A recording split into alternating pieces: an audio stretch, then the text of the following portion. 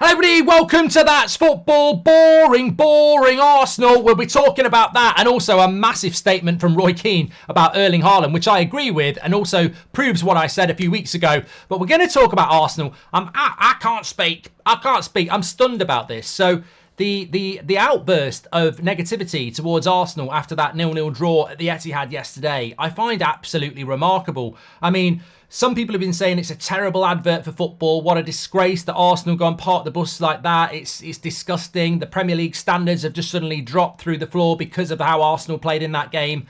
And I'm like, I actually cannot understand what people are talking about here. Where is the obligation from Arsenal to go and play wide open at the Etihad, by the way? There isn't one. Arsenal and Arteta's service is only to Arsenal Football Club and what benefits them. And we sit there waxing lyrical time and time again if Liverpool go away from home or Man City or Arsenal and they scrape a win. Wow, winning when you're playing badly, that's what title contenders are all about. Going to your biggest rival and not getting beaten is also what title chasers are all about as well. Arsenal have got no obligation at all to go there and open up and say, do me, to Man City. They've got absolutely none. I would like them to have done it. As somebody that wanted Arsenal to win that game, I would have liked them to do it. But I said it on the podcast, and I got a bit of stick from Arsenal fans. I said, Arsenal can't beat Man City. And I genuinely believed that Arsenal could not beat Man City in that game. And I was absolutely correct. I actually thought Man City would win it, but Arsenal didn't win it, and they couldn't win it. And there's a few reasons for that. First of all, no team played well this weekend.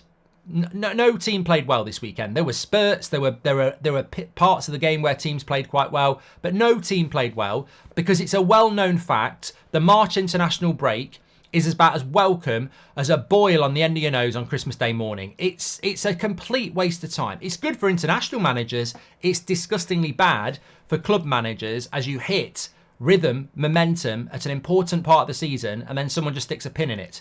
So Arsenal's momentum from Christmas to that March international break was superb. And I think if they'd played Man City before the international break, we may have seen a different game. That international break kills everybody. 2 weeks of no training with your teammates in a different system with different players. You come back on the Thursday, you're playing on the Saturday or the Sunday. You don't have enough time or money in the bank to keep that momentum going.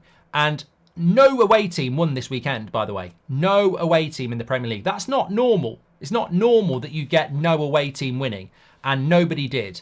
And Arsenal would have been the only team to do it if they did, and they never looked like they were going to do it.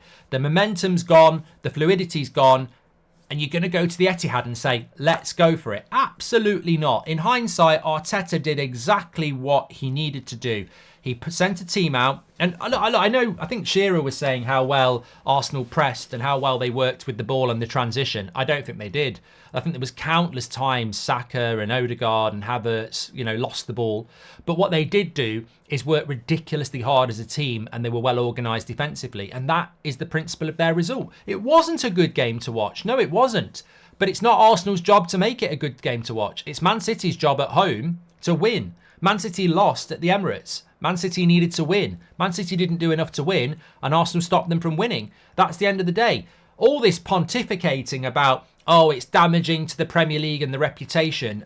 You might want to do some bloody homework on the Premier League. I remember countless games between Man United and Arsenal when it was Wenger and Sir Alex, between Man United and Chelsea when it was Sir Alex and Mourinho, between Klopp and Pep when they were going for titles.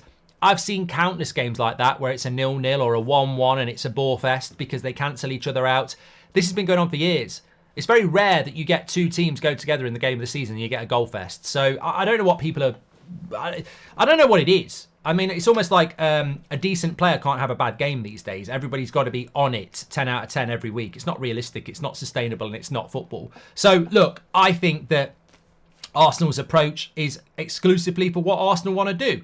A lot of Arsenal fans celebrated that point. I get it. The result wasn't good. Sorry, the performance wasn't good. The result could be massive. And Liverpool are the big winner in that. Of course they are. And that's the way it is. I think the criticism of it is just so naive. It's so naive and it's so not understanding what football's all about. So criticism of Arsenal.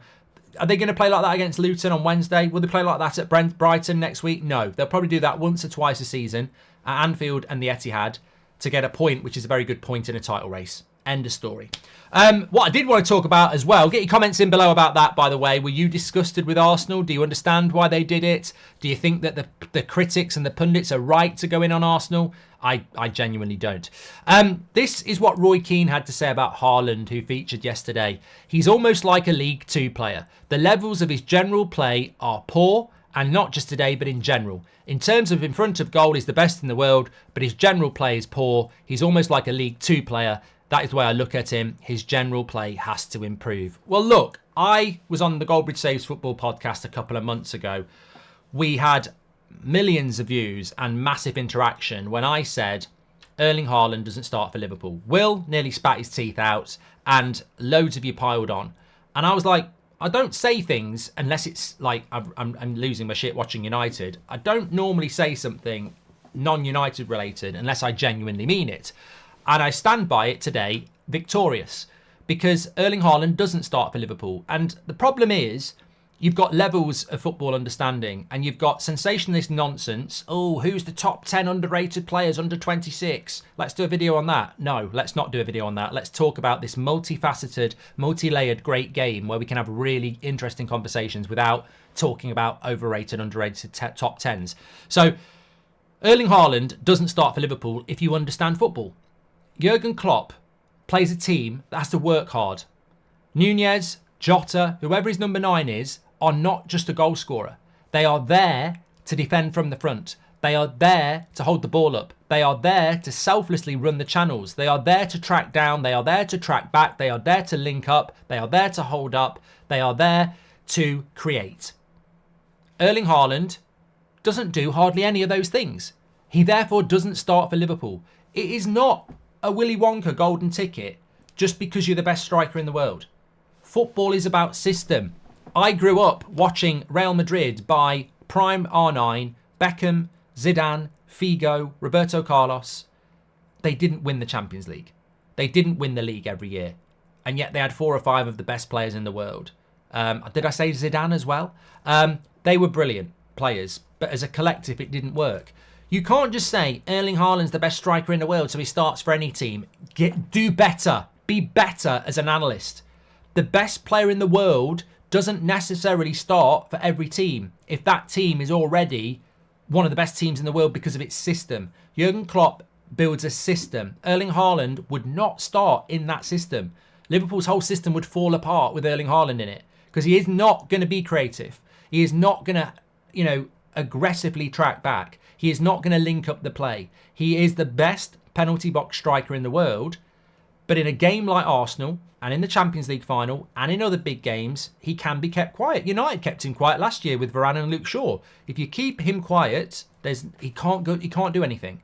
If you were watching that game yesterday, you wouldn't know Erling Haaland was the best striker in the world. You'd think he was just a bang average striker because there's no service.